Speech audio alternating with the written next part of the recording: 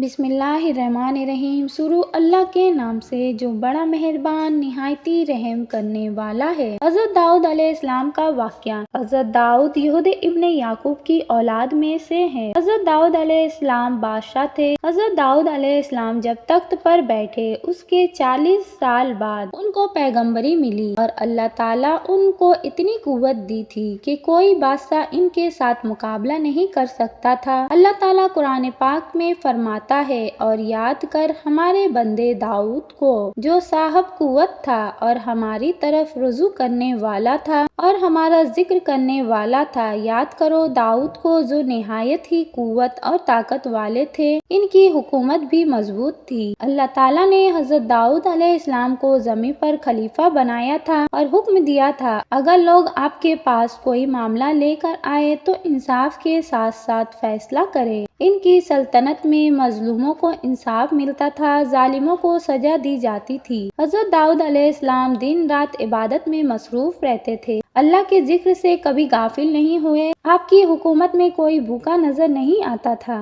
غریبوں اور محتاجوں کا خاص خیال رکھتے تھے۔ جب آپ زبور کی تلاوت کرتے تو ان کی آواز میں دلکشی ہوتی۔ اس تلاوت کی آواز سن کر پرندے جمع ہو جاتے تھے۔ ان کا سے بڑا معجزہ تھا، آپ کی خوشحالی سے بہتا پانی تھم جاتا تھا۔ زمین کے سب چرند پرند اور جانور ہوا اور زمین پر کھڑے ہو کر سنتے تھے اور پھر سن کر بے ہوش ہو جاتے تھے، اور درختوں کی پتیاں زرد ہو جاتی تھی۔ اس آواز سے کافر بے ہوش اور مردہ ہو جاتے تھے۔ یہ در حقیقت ان کی نبوت کا ایک معجزہ تھا۔ اور دوسرا معجزہ یہ تھا، خدا نے ان کی انگلیوں ایسی تاپ اور گرمی دی تھی کہ ان کے چھوتے ہی لوہا پگھل کر نرم ہو جاتا تھا، لوہا ان کے ہاتھوں میں آتے ہی موم کی طرح نرم ہو جاتا تھا۔ اور حضرت داؤد علیہ السلام بغیر کسی آلہ یا ہتھیار کے ہاتھ کے ساتھ کڑیاں موڑ کر ذرہ بناتے تھے اور لوگوں کو فروخت کرتے تھے۔ شاہی خزانوں سے پیسے لینے کے بجائے